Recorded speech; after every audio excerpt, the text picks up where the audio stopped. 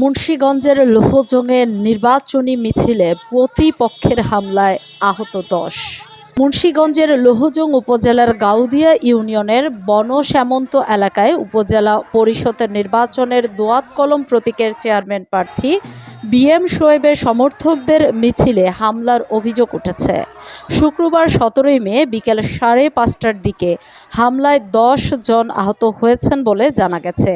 উপজেলার গাউদিয়া ইউপির সাবেক চেয়ারম্যান মিজানুর রহমান হাওলাদারের নেতৃত্বে এ হামলা হয়েছে বলে অভিযোগ করছেন আহতরা। পুলিশ ও প্রত্যক্ষদর্শীরা জানান, বিকেল ৫:৩০টায় স্থানীয় আওয়ামী লীগ নেতা খোরশেদ আলম শিকদারের নেতৃত্বে উপজেলার বড় মোকাম বাজার থেকে বিএম শোয়েবের দোয়াত কলম প্রতীকের সমর্থকদের একটি মিছিল বের হয়। মিছিলটি পূর্ব বুরুদিয়া হয়ে বনশ্যামন্ত এলাকায় পৌঁছলে প্রতিদ্বন্দ্বী প্রার্থী আব্দুর রশিদ শিকদারের কাপ্রিসের সমর্থকদের সাথে কথা কাটাকাটি হয়। এ সময় দুই পক্ষের মধ্যে উত্তেজনা ছড়িয়ে পড়ে।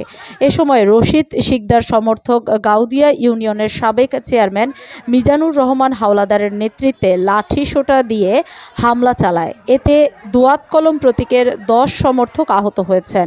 আহতদের মধ্যে সুমন, কবির, শওকত, খোরশেদ, স্বপন স্থানীয়ভাবে চিকিৎসা নিচ্ছে। অভিযুক্ত ইউনিয়ন পরিষদের সাবেক চেয়ারম্যান মিজানুর রহমান হাওলাদার ঘটনার সত্যতা অস্বীকার করে বলেন, আমি ঘটনাস্থলে ছিলামই না, আমার বিরুদ্ধে মিথ্যা বানোয়ার তথ্য ছড়ানো হচ্ছে।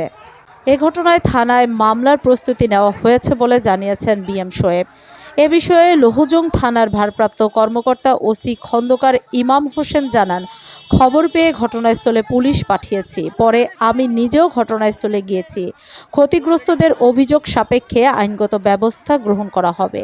অপরদিকে বিএম শোয়েবের নির্বাচনী বাইক শোডাউনে বের হয়ে প্রাইভেট কারের সাথে মুখোমুখি সংঘর্ষে প্রাণ হারালেন স্বপ্নিল ব্যাপারী নামের এক যুবক।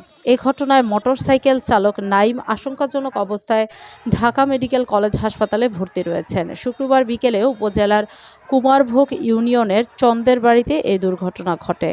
সুপ্রিয় দর্শক, নির্বাচন এলেই যেন এমন দৃশ্য হরহামেশাই ঘটতে থাকে। এই দৃশ্য এড়ানোর জন্য কী করণীয় রয়েছে প্রশাসনের, তা কমেন্ট বক্সে লিখতে থাকুন। দেশে বিদেশের এমন সুপারো তথ্য পেতে আমাদের ফেসবুক পেজের ফলো বাটনটি চাপতে ভুলবেন না। নিউজটি ভালো লাগলে লাইক, কমেন্ট, শেয়ার করে পাশে থাকুন। ধন্যবাদ।